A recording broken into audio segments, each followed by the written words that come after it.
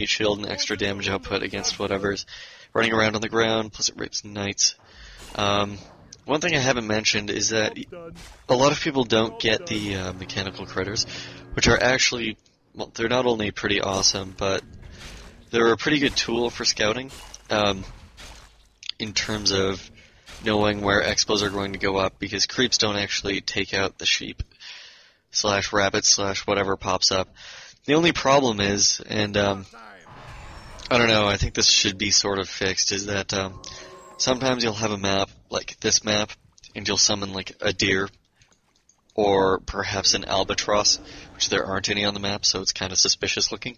So that's a good thing to keep in mind, is that you can use those, but sometimes they're pretty bad to use.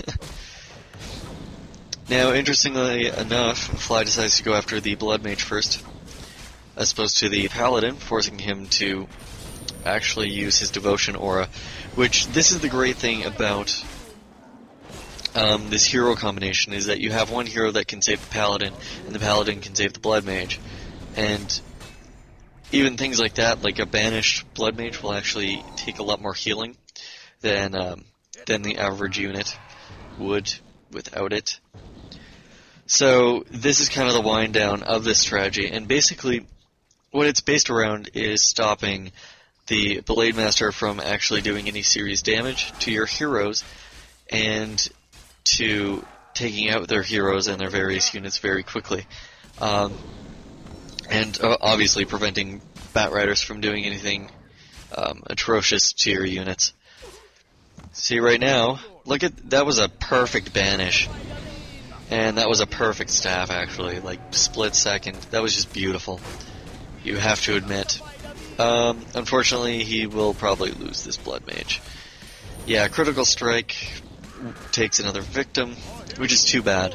But basically, this is an interesting approach, because a lot of people will go for the Mountain King and try and neutralize their heroes, as opposed to just, let them do the damage that they're going to do, and simply try to compensate for that by saving your heroes, saving your units, and just, trying to outdo them with attrition until their heroes actually can't beat up on yours. You'll notice 224 Critical Strike. That's just 204. I mean, that's pretty gross. If he had an orb, he'd probably be better off right now, but he didn't really get tier 3 until a little late. Obviously the armor upgrades didn't save those griffins, but whatever. And now he decides to tower, which is basically just finishing off the expo, establishing positioning, and just making sure that he doesn't get a hold of this expo. And then all you really have to do from here is make sure your heroes don't die too often. Because obviously they're going to die here and there. Shadowhunter had a TV, but I don't think that really would have saved him. He only has another 1,000 gold in his gold mine. And plus, Michael's going to be taking over that expo anyways. So, basically, it's an interesting approach at the strategy. So, I've used it a couple times. It's actually pretty effective. Because most people really don't know how to counter it, which is the beauty of most new good strategies. Like, I don't know, you used to see Mountain King first a lot, or Paladin first a lot against Undead, and you don't see that much anymore. Just because a lot of people didn't really know what to do against it.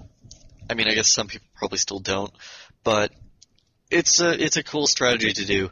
And in the other replay, he does a couple different decisions, but the mechanics of it still stay the same. So it's an interesting way to deal with the orc. What else did I want to mention? There is a tip of the day by Chooser, which I guess for newer players is pretty important.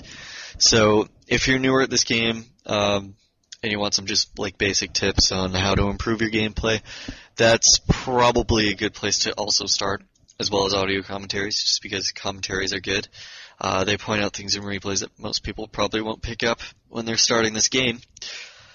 What else? Oh, there's also a new audio system type thing for member audio commentators, and basically if it's good enough, or if you know, not many people listen to the whole audio, etc. It might make it to the front page. But just like if you're into doing commentaries and you think you're pretty good, go into the member audio section, do an audio, and put like for the front page and part of the title and the matchup and who you are, and maybe it'll make the front page, maybe it won't. I can't guarantee anything. All I know is that I have a vote in it. This is a new change. I probably shouldn't say anything other than that. That was a bad button to press. Oh well. Let's see. Shout out to Lotto. And of course, to Seven Smurfs. Eventually we are going to do an awesome dual audio commentary. Probably sometime in the summer, so not for like another month and a half. Not another month and a half, like 3 months. I'm sorry, I've just been out of school for this long. My brain doesn't work anymore. So, I have no idea what I'm going to do for my next audio commentary. Suggestions are welcome. I don't like to do, the cookie cutter stuff because there are billions of replays and audios on those already. And, basically, like, cookie cutters, they're not very dynamic. Like, basically all you do is you modify your unit combination to have a suitable counter to what they're doing, and you just, like, modify the 2 or 3 or 4 units that are in your basic army composition, and then what you do is you just try and outplay your opponent, and from there. I like to outthink my opponents a little more, so I generally use more interesting strategies, which is what my audios are based around. And I got someone flaming me in my last audio. You didn't talk about the replay enough. Well, it's Mass Huntress, dude. What else do you want me to say about it? It's pretty basic. But, yeah, generally the strategies I come up with are either very, very simple or they're very, very complicated. Like, I believe my next audio, I will in fact do orc versus human, countering the fast expo with orc, which is basically counterintuitive to this audio. So it might not be the next one. It depends if I get enough replays for it, or enough decent replays for it, because I want to do it a couple times. But yeah, I've come up with a pretty effective strategy that is fairly devastating to a lot of human players. Like, I haven't lost with it yet. So it's a pretty good strategy that counters the fast expo. And if it doesn't, then you have to modify it a little bit. But it's still pretty cool. And I won't ruin it, but my favorite hero is actually part of that strategy. That's all I will include. There might also be a live 2v2 or something next time, but I can't make any promises because, there's really not much else I can say.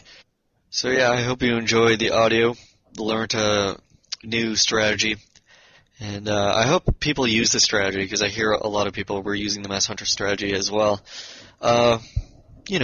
So hope this works out for you guys, and I guess I will see you in my next audio. Peace out.